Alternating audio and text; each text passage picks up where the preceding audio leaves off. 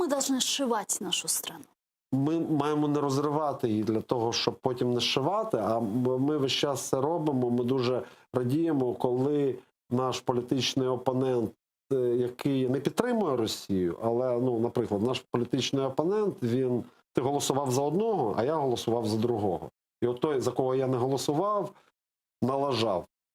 І ми замість того, ми дуже радіємо з тому, що чим гірше той зробив, тим краще. Замість того, якимсь чином покращити ситуацію. Я не знаю, як це зробити, але я розумію, що в цьому є хиба дуже велика. Крымские татары, вы знаете, уже сколько лет, уже с момента провозглашения независимой Украины, говорят о реализации прав коренного народа на самоопределение. Все президенты нас поддерживали. Я не говорю про Януковича.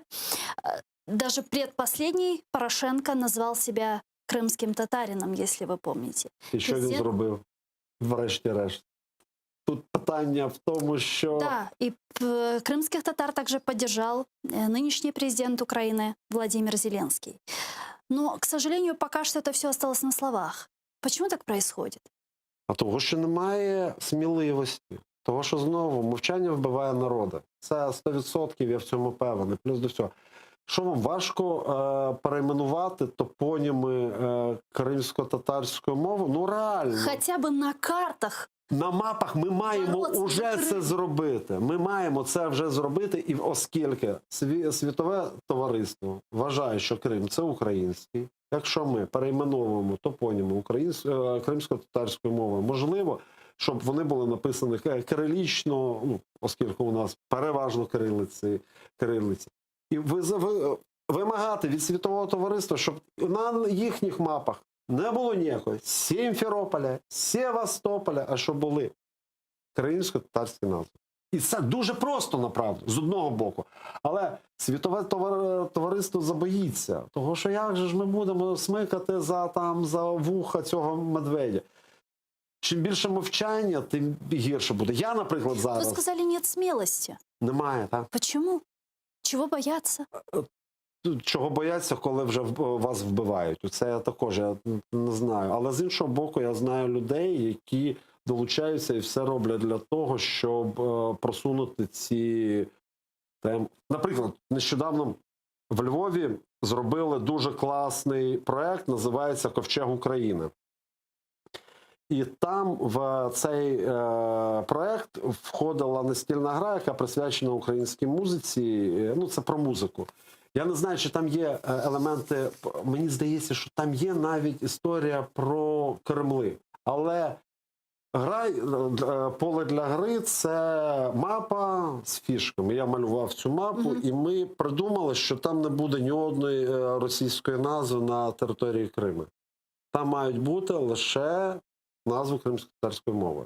І міста, які на Кубані були перейменовані на російський лад, ті станиці мають бути українськими, як вони були. А Московія має називатися Московія, а не Росією.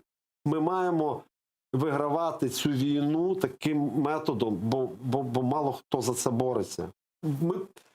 Все дуже просто, направду.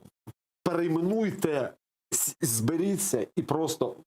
Декомунізація проходить у нас? Проходить. Комуністи дали ці назви. Імперці дали ці назви. Давайте ми домовимося і перейменуємо в нормальні, скажімо так, як русським язиком, ісконне названня, і потім ми вже будемо дивитися на реакцію нашого противника. Якщо ми не будемо їм опиратися, навіть в цьому, нас просто загарбують, нас з'їдять.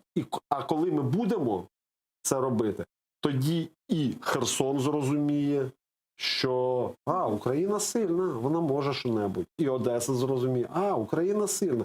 Бо, що б ми не говорили, я був... І якийсь посил в Крим? Так.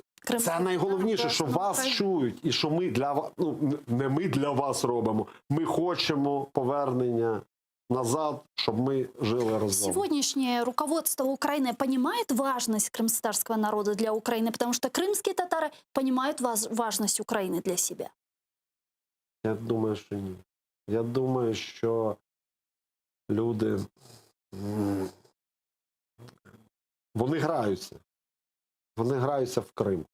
Вони граються. Хоча деякі речі, які говорив нещодавно Зеленський на Генасамблеї, здається, ООН, він там згадував, дуже правильні речі, направду. І дякую, що він це сказав. Реально дякую, хоча я не люблю його, реально.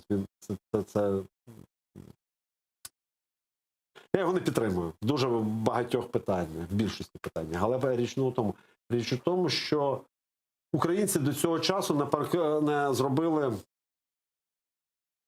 того кроку, коли вони для себе визнали, що Кремли – це українці.